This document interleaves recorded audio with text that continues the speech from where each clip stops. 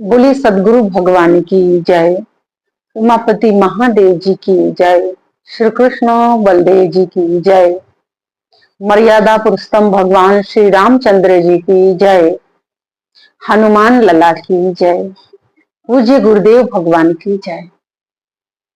प्रिय भगवत प्रेमियों, हम सब बहुत ही भाग्यशाली हैं जो गुरु चरणों में बैठ के कुछ सीखने का जो अवसर प्राप्त हुआ वो समय ही बड़ा दुर्लभ था, क्योंकि वो समय दोबारा कभी नहीं आ सकता है। सजनों, कहते हैं कि ये भारत भूमि है, ये गुरुओं की भूमि है और गुरुओं से ही तो ज्ञान प्राप्त होता है, गुरु से ही तो मार्गदर्शन होता है, गुरु से ही तो शिष्य की पहचान होती है। सजनों, इसीलिए आज विश्वामित्र जी श्री रामचंद्र जी को मिले हैं और श्री रामचंद्र जी के अंदर एक जिज्ञासा है, एक नहीं, वो जिज्ञासा ही है, उनके अंदर श्रद्धा है, गुरु के प्रति समर्पण है, त्याग है, गुरु के प्रति विश्वास है। श्री रामचंद्र जी ने विश्वामित्र जी से कहा कि हे गुरुवर, मैं आपके साथ आया हूं, पता नहीं समय दोबारा मिलेगा कि नहीं मिलेगा, और मेरी एक ही लालसा है कि मैं जब तक आपके पास हूं मुझे कथा सत्संग सुनाइए। सजनों, कहते हैं कि उन्होंने कथा सत्संग कहा और उन्होंने कहा कि आप ऋषि हैं और आप बहुत समय से बहुत कुछ अर्जित करके रखे हैं और मैं आपसे कुछ सुनना चाहता हूं। सजनों, जिज्ञासा प्रबल हो तो गुरु भी देने के लिए तत्पर रहता है। विश्वामित्र जी ने कहा कि हे राम, एक बार मैं तपस्या करते करते एक झील के किनारे पहुंचा। बड़ा राबड़ी था वहां पर, बहुत ही सुंदर वहां सब कुछ था, वो झील बहुत सुंदर था। वहां एक आश्रम था, वो बड़ा ही सुंदर था और वहां पर बड़ा मनमोहक दृश्य था। वहां कमल खिले हुए थे, वहां पर पशु पक्षी आते थे, पशु आते थे, पानी पीते थे और भांति भांति के कमल खिले थे, कल कल करके नदियां बह रही थी। वो झील जो थी बहुत ही सुंदर था और उसी झील के किनारे वो आश्रम था। तो मैं वहां भ्रमण करते करते मैं वहां पहुंचा। वहां पहुंचा तो ना ही तो वहां कोई था, ना कोई साधु थे वहां, ना कोई तपस्वी थे, लेकिन वो आश्रम बड़ा दिव्य था, बड़ा अच्छा दिख रहा था। अब ये कथा विश्वामित्र जी श्री रामचंद्र जी को सुना रहे हैं सजनों, और ये कथा मैं आपको श्रवण करवा रही हूं। सजनों, विश्वामित्र जी श्री राम जी से कह रहे हैं कि हे राम, जब मैं वहां रुका तो देखा वहां तो कोई है ही नहीं, आदमी तो कोई नहीं है, मनुष्य तो कोई नहीं है।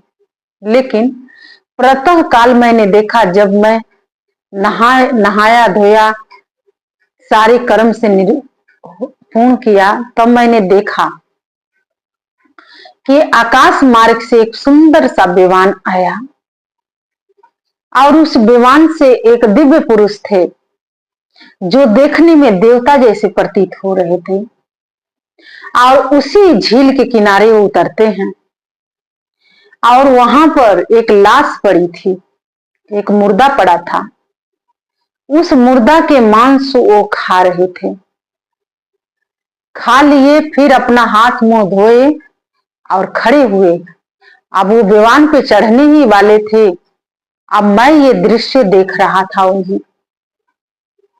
सजनों, ये जो प्रसंग है ये विश्वामित्र जी श्री राम जी को सुना रहे हैं, अपने शिष्य को सुना रहे हैं, और राम जी बड़े भावुक बस ये कथा श्रवण कर रहे हैं।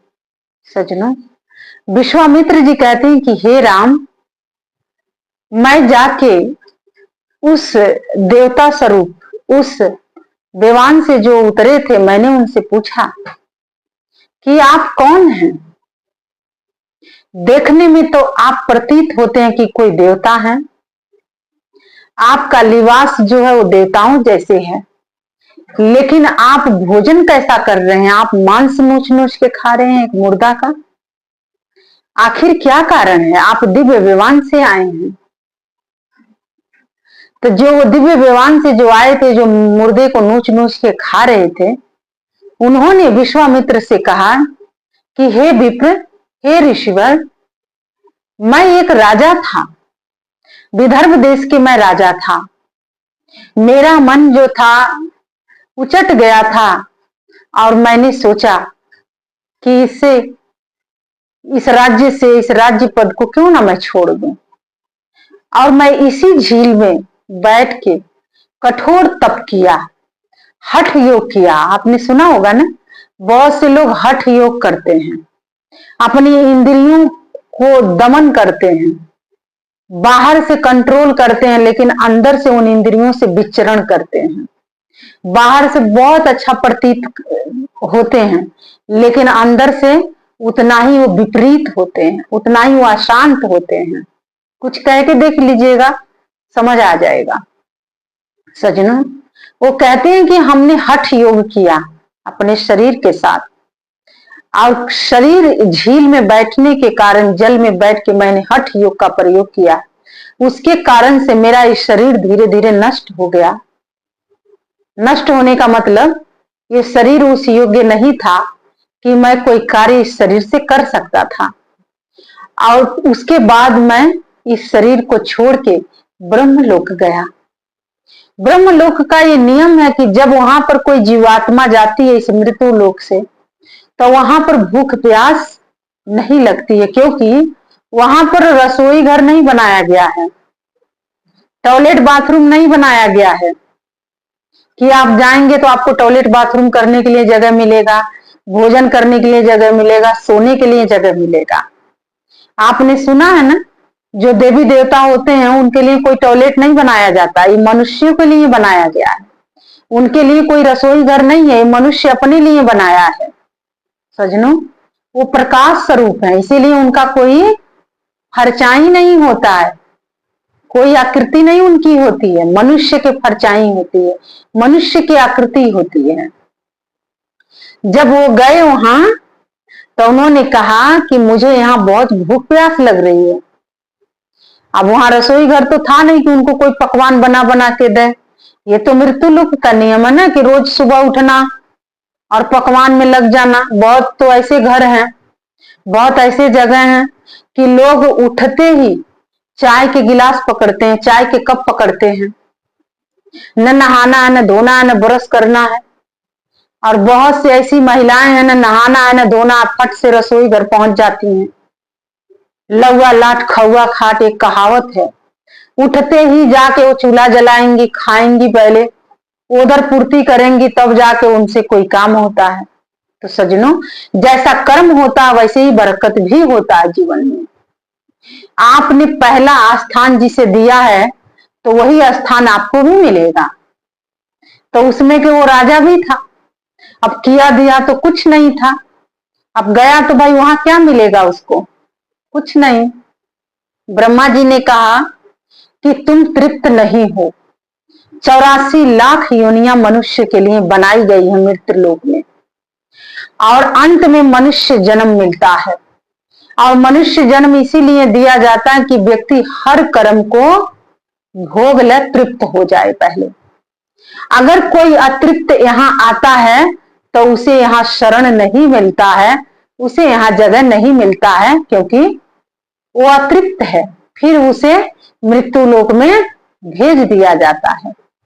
और आपको मनुष्य तन दिया गया था हवन इत्यादि करने के लिए, पूजा पाठ करने के लिए, दान धर्म करने के लिए, धर्म कर्म में संलग्न होने के लिए, लेकिन आपने तो ऐसा कुछ नहीं किया।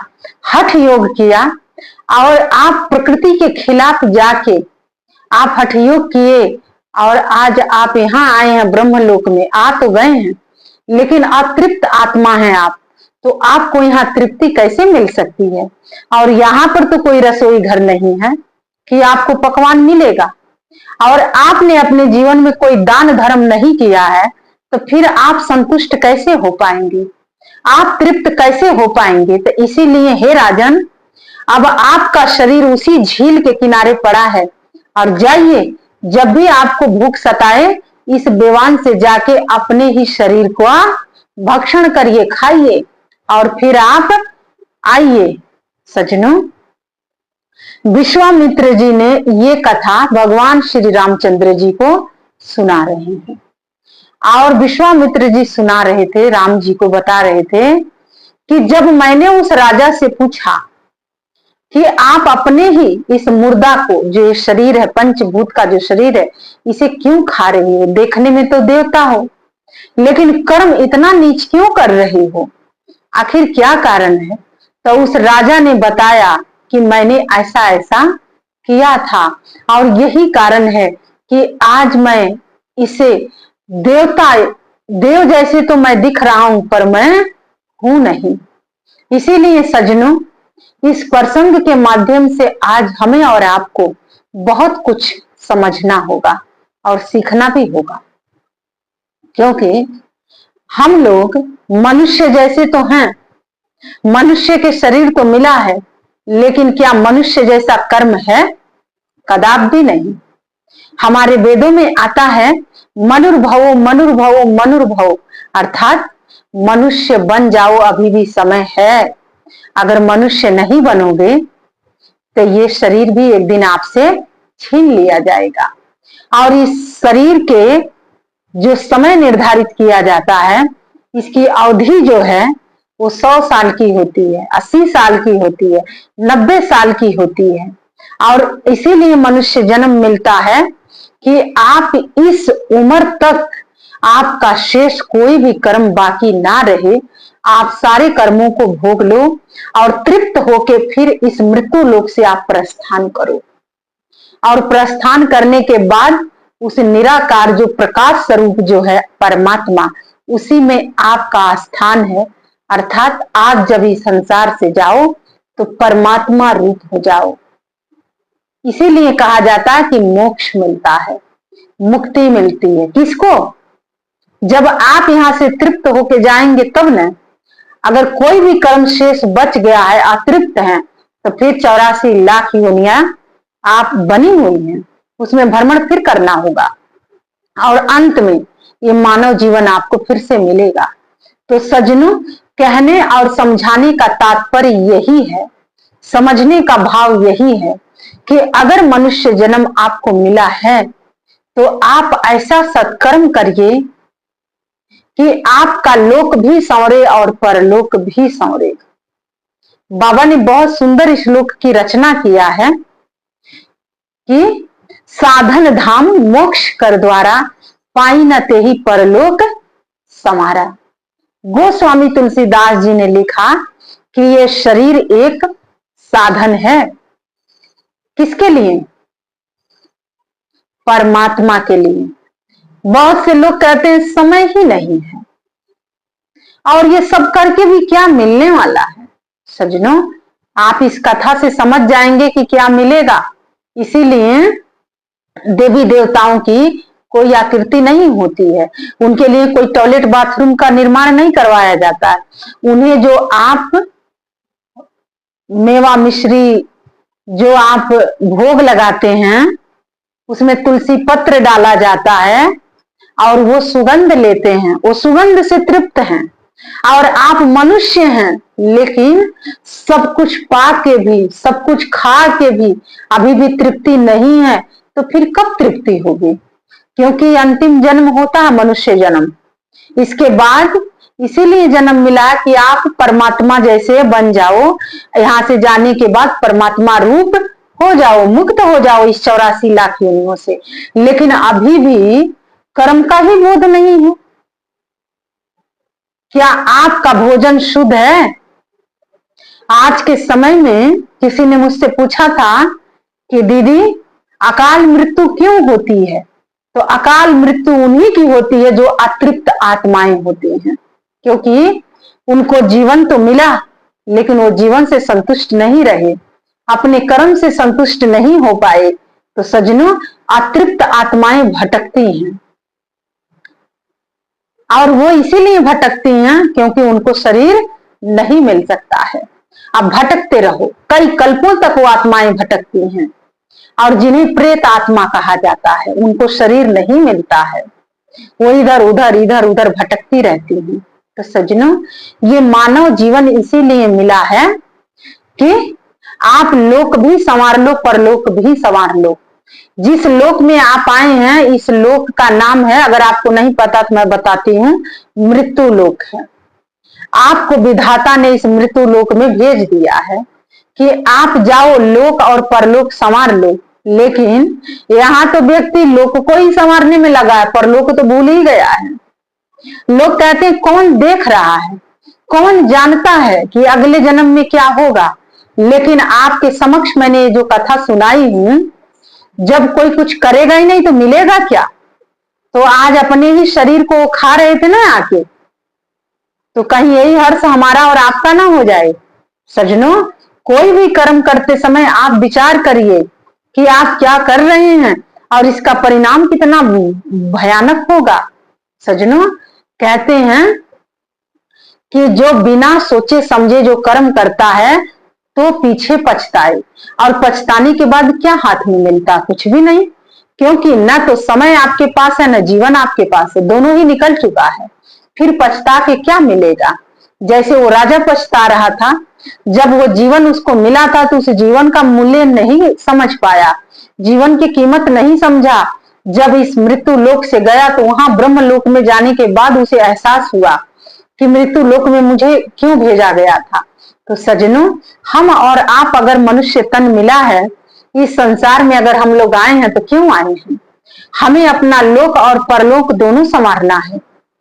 लोक और परलोक कैसे संवरेगा? साधन धाम मोक्ष कर द्वारा। ये शरीर मिला है, ये साधन है परमात्मा तक पहुंचने के लिए, परमात्मा जैसे बनने के लिए, परमात्मा से एकाकार होने के लिए। पशुओं को ये अधिकार नहीं मिला है, जानवरों को अधिकार नहीं मिला है। सज्जनों, मनुष्य को अधिकार दिया गया है। तो इसीलिए आप अपने अधिकार का सही सही उपयोग करिए, सही सही आंकलन करिए। साधन धाम मोक्ष कर द्वारा पाई न ते ही परलोक संवारा। अगर जिसे ये मनुष्य तन मिला और अपना लोक और परलोक नहीं संवारा, फिर मरने के बाद क्या होना है वो आपकी आंखों के सामने सब कुछ घटित हो रहा है, और आप हर चीज के साक्षी हैं। आपकी आंखों के सामने कुत्ता भी जन्म लेता है, बिल्ली भी जन्म लेती है, गाय भी जन्म लेती है, बछड़ा भी जन्म लेता है, भैंस भी जन्म लेती है, बैल भी जन्म लेता है, सुअर भी जन्म लेता है, पशु पक्षी भी जन्म लेते हैं। क्यों? क्योंकि उनका कर्म अभिशेष है, इसीलिए मृत्यु लोक में आए हैं। और आपका भी कर्म शेष है, इसीलिए आप भी मृत्यु लोक में आए हैं। तो क्या करना होगा? जो शुभ कर्म बनेंगे। सज्जनों, ज्यादा से ज्यादा आप सत्कर्म करिए, ज्यादा से ज्यादा पुण्य कार्य करिए, ज्यादा से ज्यादा दान पुण्य करिए, तभी ना आपके शुभ कर्म बनेंगे। लोक भी संवरेगा और परलोक भी संवरेगा। सज्जनों, हाथ पर हाथ रख के बैठने से तो नहीं कुछ हो जाएगा ना। जन्म मिला है तो कर्म तो करना पड़ेगा, और बुरे कर्म ना करके अच्छा ही कर्म कर लिया जाए। तो सज्जनों, इसीलिए मनुष्य जब सुबह उठता है तो पहले उठते ही भगवान का ध्यान चिंतन करता है, उसके बाद इस प्रकृति से प्रार्थना करता है कि हे प्रकृति, हम तुम्हारे संरक्षण में हैं, समस्त मानव जाति को संरक्षण प्रदान करो। उसके बाद वो नहाता धोता है, घर का साफ सफाई करता, नहाता धोता है, भगवान को कुछ भोग लगाता है, पूजा पाठ करता है, फिर वो रसोई घर जाता है। रसोई घर में क्या बना है या क्या बनाना है, फिर वो करता है। ये सत्कर्म होता है।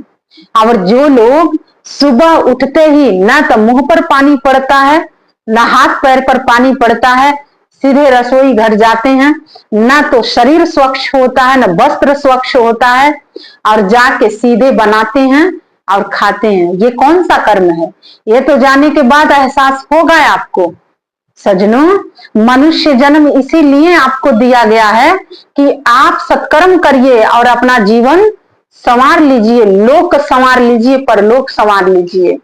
सज्जनों, पशुओं के लिए कोई धर्म नहीं है। पशु नहीं नहाते धोते हैं, जानवर नहीं नहाते धोते हैं। पशुओं के लिए कोई रसोई घर नहीं बनाया जाता है, जानवरों के लिए कोई रसोई घर नहीं बनाया गया है। जहां उनको जो मिलता है वहीं पर वो खाना शुरू कर देते हैं। और आज की समाज की ऐसी हालत हो चुकी है। आज मनुष्य होते हुए भी लोग अपना जीवन ऐसे जी रहे हैं जैसे पशु जी रहा है। सजनों, जहां मर्जी खाने के लिए बैठ जाएंगे। कुछ लोगों को तो मैं देखती हूँ खड़े खड़े ही खाते हैं। खड़ा कौन खाता है? पशु खाते हैं। आप तो इंसान हैं, मनुष्य हैं, मनुष्य जैसा व्यवहार करिए ना। लोग कहते हैं मॉडर्न जमाना आया। मॉडर्न जमाना किसने बनाया है? आपने ही तो बनाया है, और किसी ने थोड़ी ना बनाया है। सजनों, आप मनुष्य हैं, मनुष्य बनिए। जन्म पा जाने से कोई मनुष्य नहीं होता। सजनों, मनुष्य के शुभ लक्षण होते हैं। जब मनुष्य उठता है तो भगवान का ध्यान चिंतन करता है, भगवान से प्रार्थना करता है, भगवान को पहला स्थान देता है। पूजा पाठ से दिन आरंभ होता है और रात्रि भी समाप्त होता है। इसीलिए संध्या का समय होता है। संध्या समय में संध्या वंदन होता है, पूजा पाठ किया जाता है, धूप बत्ती जलाई जाती है। क्योंकि आपके पितृ, आपके पूर्वज, आपके घर के देवी देवता, जिसे भी आपके इष्ट देवता सुबह शाम आपकी प्रतीक्षा करते हैं और वो आके उपस्थित होते हैं।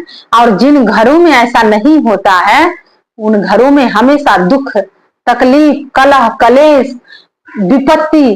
कहते हैं ना, बाबा ने बहुत सुंदर लिखा है मानस में, जहां सुमति तहां संपत्ति निधाना और जहां कुमति तहां विपत्ति निधाना।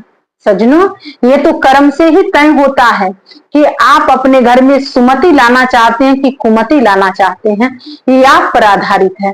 तो सजनों, जिस घर में सुमति होती है वहां सुंदर विचार होते हैं, सुंदर आचरण होते हैं। भगवान से दिन आरंभ होगा, भगवान से दिन शाम भी समाप्त होता है। संध्या वंदन करने के ही बाद व्यक्ति कोई काम आरंभ करता है। ये मनुष्य का लक्षण है।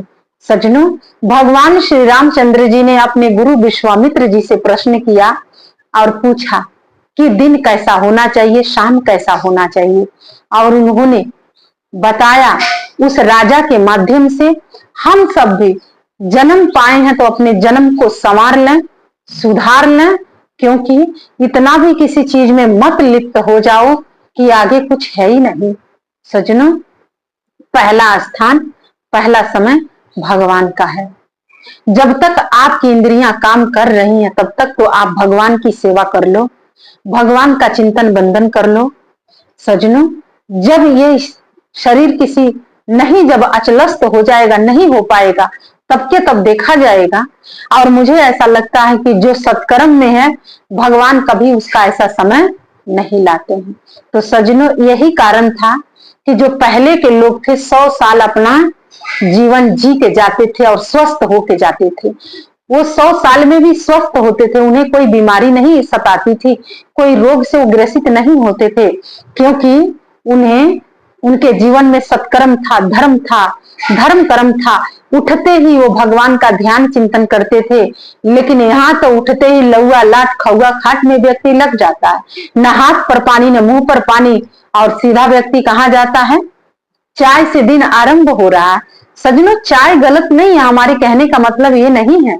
आप उठिए, मुंह हाथ धोइए, नहाइए धोइए, नहीं नहा धो पाते हैं कपड़ा बदलिए, आप भगवान से दिन आरंभ करिए, पूजा घर जाइए, धूप बत्ती जलाइए, रसोई घर जाइए, स्वच्छ होकर रसोई घर में प्रवेश होइए। तब जाके आपके घरों में और आपके जीवन में उन्नति होगी। उम्र में भी बढ़ोतरी तभी होगा सज्जनों, क्योंकि जैसा कर्म वैसा ही धर्म होता है।